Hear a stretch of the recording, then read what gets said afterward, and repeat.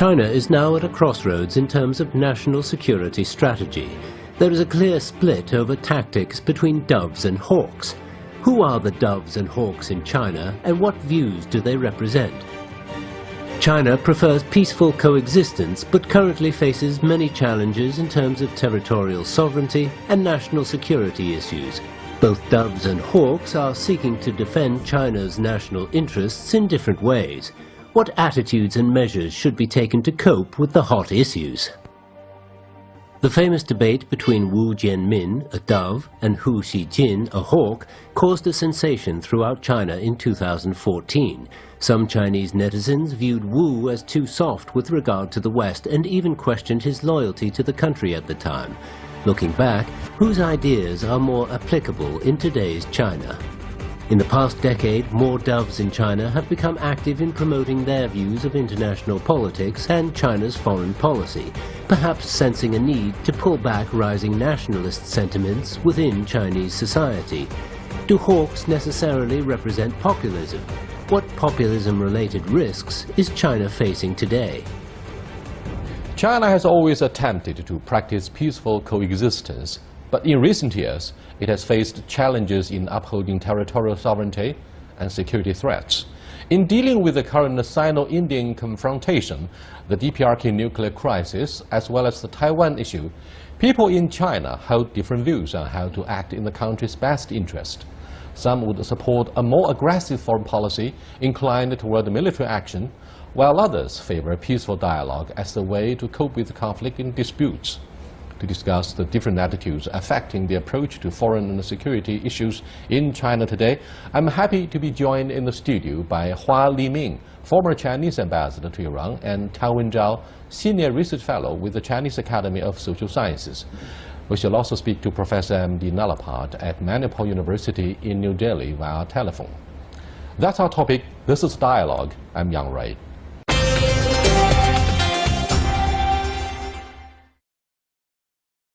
Thank you for being with us for a very meaningful dialogue at the crossroad, a defining moment when China should ask itself over and over what should be done in the best interest of the country. For example, senior security advisors from both countries, India and China, are converging in Beijing to discuss whether they would find a peaceful solution or something else might be done to avert the current crisis and border disputes between the two countries in Tibet, in the Doglam. Now, many in China, we are all aware that the broad spectrum of public opinions is divided here in China, with the majority, however, supporting a pretty tough position on the Indian troops who allegedly invade and occupy the territory of China.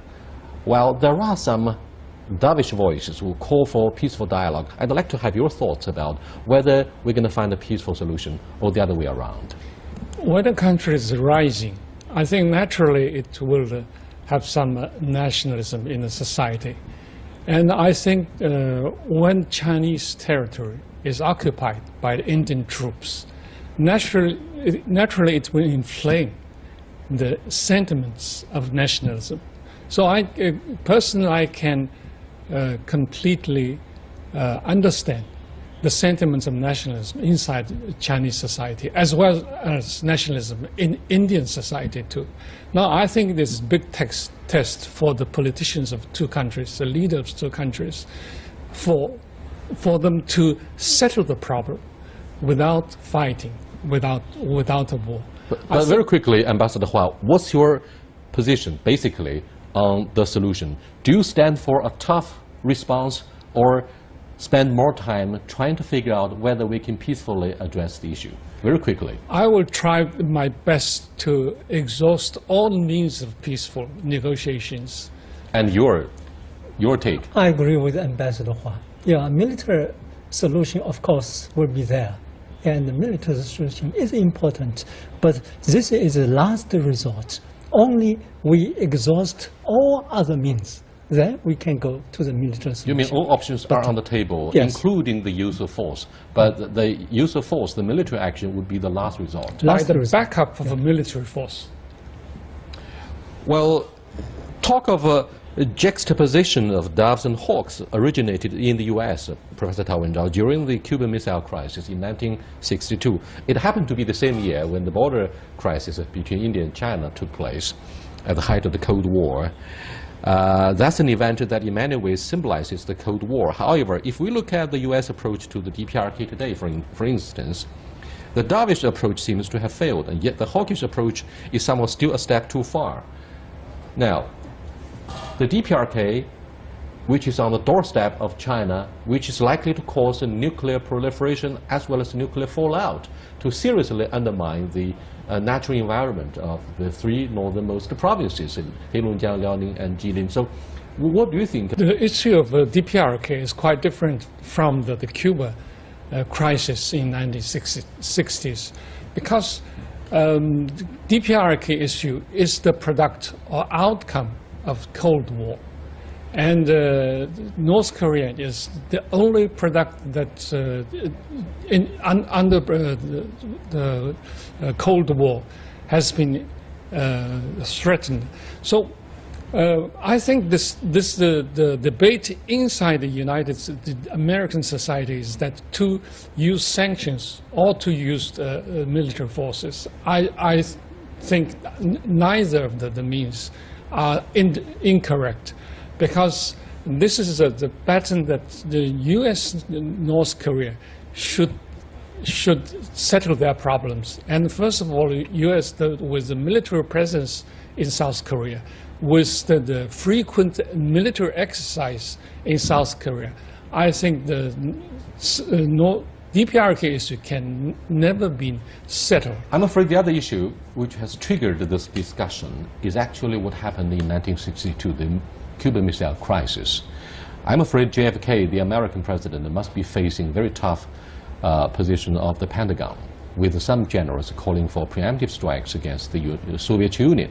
And that horrified the First Lady, Catherine. The First Lady was seeking shelter in the bunker to avoid being killed in an airstrike or what could be a Third World War, a nuclear disaster. Now, what do you think of the adversity of that circumstances and whether we can draw a parallel comparison? Well, first of all, I would like to remind you the war between big countries is different from the war between big and small countries. India is not small in size. No. It is the most populous democracy. For the U.S. policymakers, you know, U.S. policymakers, they are quite easily make decisions towards the small countries like Grenada, the invasion like of Grenada, Afghanistan, Panama, Iraq, etc. Iraq, But Afghanistan. if the war between the United States and the Soviet Union broke out, that would be the Third World War. And that would be the end of the world. Yes, probably. And that would be a very serious catastrophe, even more than the World War II, of course. And probably that will be the only nuclear war. However, we would never ever underestimate the hawkish voice of the military. Of course. Generals, their job, their sole purpose of the job is to defeat the enemy, whatever the Exactly. You know, and you remind me of Admiral Harris, the commander-in-chief of the Pacific Command, his remarks once at the Beijing University a few years ago. He said to the university students, as a military person, I'm inclined to look at the bottle through the empty half.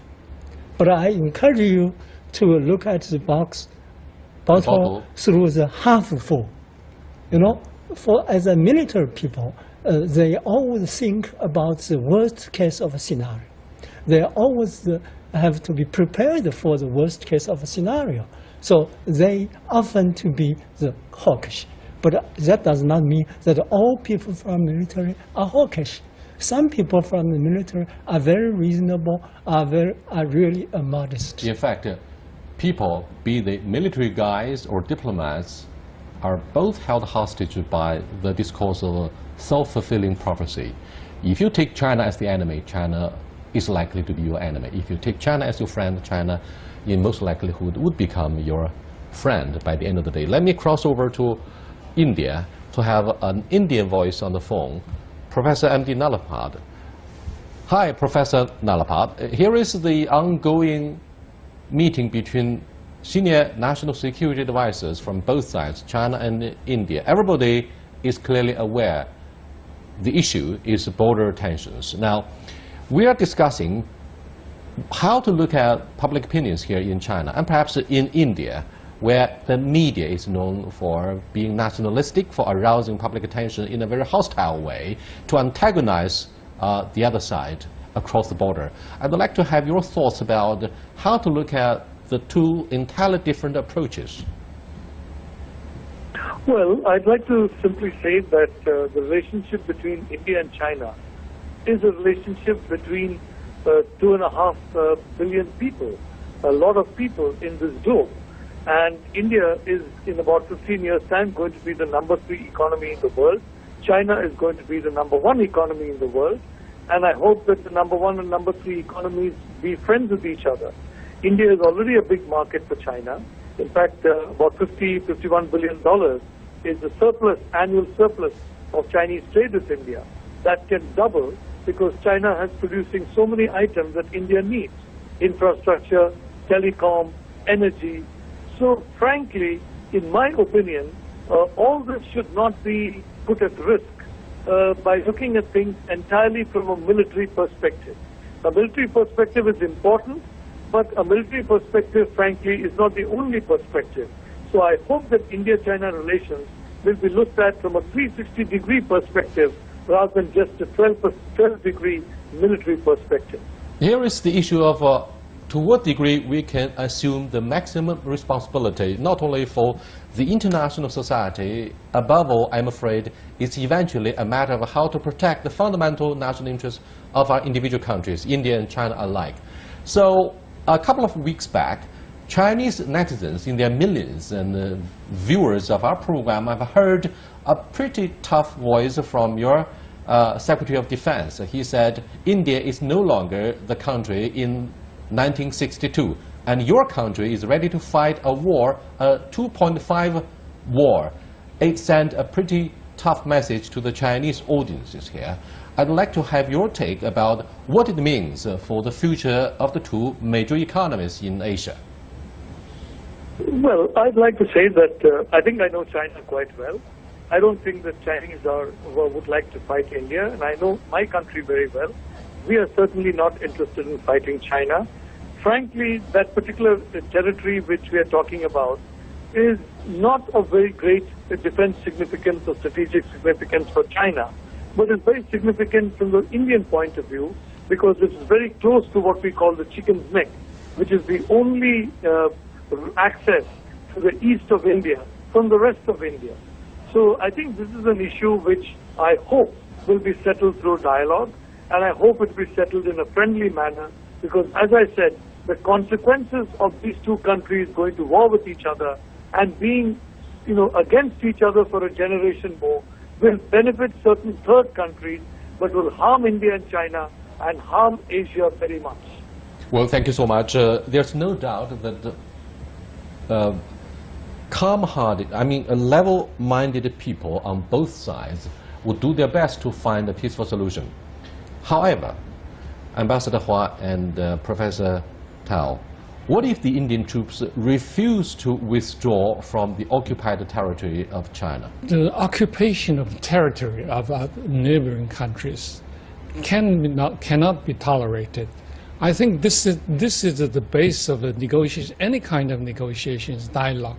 If we have negotiations in the future or dialogues, this withdrawal of Indian troops from Chinese territory will be the starting point, not the end. So I think this is the thing that we Chinese will insist, and with the backup of military forces. But I think that both China and India will try to find a way to step down, to find some ways without referring to the specific circumstances against which the standoff took place, we would not give a responsible analysis. For example, the Indian side argues that the Siliguri corridor is likely to be threatened by the Chinese troops who are building a road that is getting very close to what is called the throat of the chicken. And any attempt to cut off this chicken throat would separate India from the eastern part of this country. And they say this is of a vital strategic interest for their side. And therefore, the Indian troops would refuse to withdraw from the territory they say is disputed between Bhutan and China. Professor Tao, under this circumstance, I think it is an extreme circumstance. It won't be easy job for Indians to say, hey, yes, we're going to peacefully withdraw, without looking after the domestic public opinions. No, it's not easy. In every country, in China, in India too, there's a domestic factor. And domestic factor often exerts a high pressure on its diplomacy. And in some degree, in some cases, the diplomats have to respond to the domestic factor. Yeah. So it's not easy for India to withdraw troops from the present position. But as Ambassador Hua just suggested, this is our red line. This is our territory. So in other words, both of you could also be hawks. If the Indians refuse to withdraw troops, would you become a hawk? I wouldn't say I'm a hawk or a dove, but I would say that the diplomacy and the military just are the two tools of decision makers. They are the two sides of the same coin. Yes, same coin. Of course, as long as military is under the command of decision makers, under the control of them, if military is controlling government, then it will be very dangerous, like the Japanese government before the Second World War. Okay, thank you so much. You are watching Dialogue with Ambassador Hua Liming, Professor Tao Wen-Zhao, and Professor M.D. Nalapad. We're discussing the issue of hawks and doves during the period of transition for a developing country. India and China would be two examples to illustrate the adversity of the current circumstances along the border or line of control between the two sides in Tibet, which is a legacy of the British colonialism towards the end of the Second World War. I'll come back and examine other challenging issues. Stay with us, please. Prime Minister Modi has achieved some success in his economic reform. Approval rating is not very bad. He needs something to show up the morale to further advance his economic agenda, and therefore one crisis along the border might help not only strengthen his political power base, but also show up the approval rating of the ruling Indian People's Party. It's a political issue. It's domestic politics. And therefore, nationalism could be an easy tool for the politicians. What do you think? There's nationalism in each country, in India and in China too. Yeah. Sometimes the nationalism helps. Sometimes the nationalism does not help. And sometimes we have to be very careful with nationalism. Yeah, and with your earlier question about hawks and doves, I remembered just one really foreign policy debate occurred in China. That occurred in 1999, after embassy bombing. That was a really foreign policy debate. Some people thought that China's security environment changed greatly. What happened in Belgrade, in Yugoslavia, could happen anytime in the Taiwan Strait, on the Korean Peninsula. But some thought that our security environment basically remained the same. And some people thought that China should be much, much tougher towards the United States. Some people thought that our policy towards the U.S. was basically correct. We should improve, we should resume our normal country-to-country relationship and even improve our relationship. And our leaders kept very good balance between these two, opinions. And just on the one hand, we stick to anti-hegemonism. On the other, we made efforts to resume and improve our relations. Eventually, due to the enormous diplomatic efforts of Ambassador Zhou Wenzhong, former Chinese ambassador to Washington, Colin Powell, Secretary of State, was able to say, we are very, very sorry for... that's the Ling Shui incident. No, that's another story. But This embassy this bomb, story yeah. illustrated the importance of diplomacy. Let me go to Professor Emily Nalapad. I wonder if you noticed the very tough voice from Global Times, which is said to be a political tabloid of the People's Daily. It somehow represents not only the official voice of the Chinese government, but the majority of those nationalists in China, quote unquote, who support the use of military actions in whatever extreme circumstances. The border tension between India and China, for example, is yet another catalyst for the dramatic surge in nationalist sentiments. I wonder if you have noticed noises from media on both sides. Well, I'd like to say that I have contributed to Global Times and I respect that publication. I simply want to say that it's the American way and the old European way of military force first. And the Chinese way is very different historically. China has basically expanded its influence in a very peaceful way over its 5,000 years of history. So there is a Chinese way, and I do hope that my Chinese friends are not going to adopt the European way or the American way. I simply want to point out that if all we are asking is that Chinese troops withdraw a little bit from that area where they are, and that road not be built. Now, if that little bit of road is not built, there is no threat to security of China. There is not going to be an invasion from India. But the fact of the matter is that that road is very close to our sensitive zone. So as an old friend of China, I don't understand what the big security threat to China is if that road is not built. It's, in my view, a very reasonable request. Please stop building that road. Please pull your troops away. We will pull our troops away because we should talk to each other, not with troops, not with guns, but in the language of peace. That road is of zero value to China in terms of its security, and I think it's very important to understand that.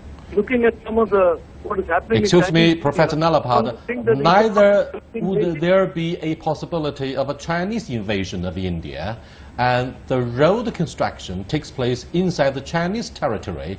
If you demand absolute security of your domestic security by suspending our construction of the road on the Chinese side, we are pretty pessimistic that the Chinese viewers and netizens in their millions would agree. What do you think of the Chinese concerns? And at the same time, well, China is accused of being very assertive in the South China Sea. So whatever we do, we would be viewed as being bellicose and militant. Now, China is a rising power. It has more and more global stakes. We need the military might to protect our legitimate economic and political stakes throughout the world. What do you think of the Chinese concerns? It seems whatever we do, we would cause fire, we would cause protests. Well, I would like to say that I do not think the Chinese need to have any concern that India is going to pose any aggressive action towards China. And I expect that China will not invade India, as you very correctly said. So in that situation, I really don't see the value of building that road at this point in time.